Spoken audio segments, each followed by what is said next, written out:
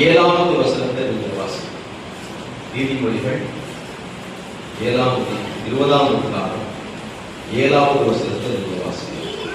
நீதிமான் தன் உத்தமத்திலே நடக்கிறான், அவனுக்கு பிறகு அவன் பிள்ளைகளும் அல்லேலூயா சொல்லுங்க.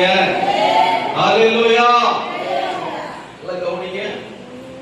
நீதிமான் தன் உத்தமத்திலே நடக்கிறான். ஆமென். உத்தமம்னா என்ன? நேர்மையா. கீழே என்ன வருது? பிள்ளைகள் வருது. அப்போ நீதிமான் உத்தமமாய் நடக்கும் பொழுது அந்த நடக்கை யார் பார்க்கிறவருக்கு பிரியமா இருக்கிறாரா? ஆண்டவருடைய காரியத்துல உண்மையா இருக்கிறாரா? அவர் ஜெபிக்கிறாரா?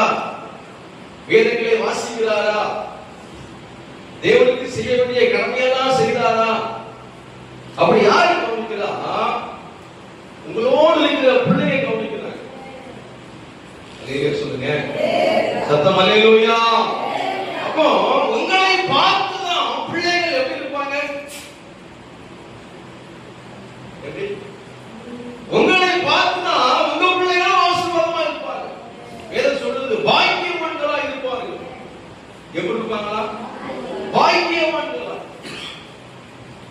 அப்ப இந்த பாக்கியவான்கிற வார்த்தை ஒரு மகிழ்ச்சியான வார்த்தை, சந்தோஷத்தை கொடுக்கிற வார்த்தை, ஆசீர்வாதமான ஒரு வார்த்தை. ஆமென். ஆமென் சொல்லுங்க. அல்லேலூயா.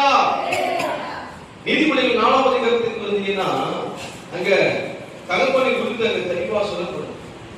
நீதிமொழிகள் 4ஆம் அதிகாரத்திலிருந்து 1ஆம் வசனத்தை நீங்க வாசிக்கலாம். பிள்ளைகளே